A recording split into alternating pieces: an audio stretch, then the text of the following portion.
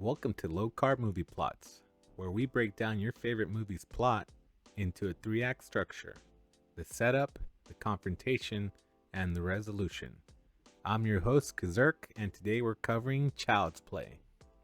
Child's Play is a 1988 American supernatural slasher film directed and co-written by Tom Holland and produced by David Kirschner.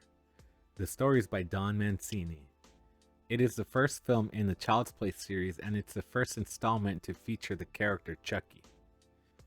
It stars Brad Dourif, Catherine Hicks, Chris Sarandon, Alex Vincent, and Dinah Manoff.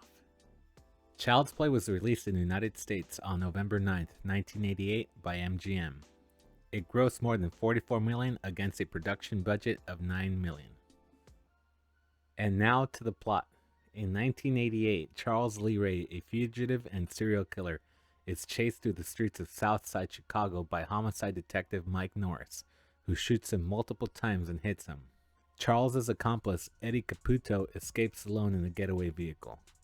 Charles breaks into a toy store where Mike shoots him again. Charles, realizing that he's dying, performs an Haitian voodoo spell to transfer his soul into the one of a good guy doll, causing the store to be struck by lightning and explode. Mike survives the explosion and re-enters the store only to find Charles's corpse and a doll. The next day, the widow Karen Barclay unknowingly buys the doll, now calling himself Chucky, from a homeless street vendor as a birthday present for her 6-year-old son, Andy. Later that night, Karen's best friend Maggie watches over Andy while Karen works late. After Andy's bedtime, Maggie finds Chucky sitting in front of the television tuned into late-night newscasts about Charles Lee Ray. She returns the doll to bed, but then is hit in the face with a hammer and falls through a window and dies.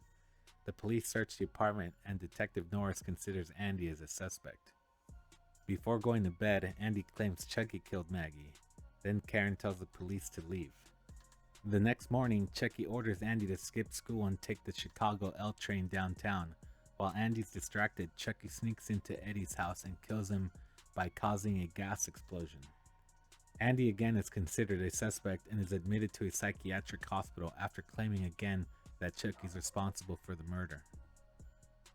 When Karen picks up the good guy box and drops a battery pack, Karen realizes that Chucky has been operating without them. Karen lights a fire and threatens to burn Chucky, causing him to violently come to life in her arms. He attacks her before running out of the apartment. Karen chases after him, but Chucky escapes. Karen goes to the police station and explains what happened, but Mike doesn't believe her. Karen finds the peddler and asks for more information about where he found the doll. As the peddler tries to sexually assault her, Mike rescues her, and the couple force the peddler to admit that he took the doll from the demolished toy store. Karen again tries to convince Mike that the doll is alive, but he refuses to believe her, insisting that he killed Charles Lee Ray. After bringing Karen home, Mike is attacked by Chucky, and in the fight that follows, Chucky is shot and his wounds inexplicably bleeds and causes pain. Chucky runs away with his former voodoo instructor John, who informs him that the longer Chucky remains a doll, the more human he will become. Chucky demands that John help him reverse the spell, but John refuses. Chucky grabs the voodoo doll from John and uses it to break his leg and arm. John reveals in order to escape the doll, Chucky must transfer his soul to Andy, the first human he was revealed to. Chucky stabs the voodoo doll in the chest and escapes. Karen and Mike arrive shortly after.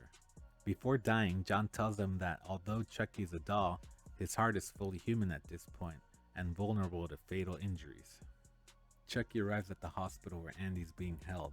Chucky kills the doctor, and in the process, Andy escapes and flees home. Chucky follows him and knocks him unconscious. As Chucky prepares to possess him, Karen and Mike arrive to stop him. Chucky cuts Mike's leg, but then Karen throws him into the fireplace. Andy drops a lit match on it, burning Chucky. Karen and Andy leave the room to help Mike, but a charred Chucky escapes from the fireplace and chases Andy. Karen shoots Chucky multiple times and again is presumed dead.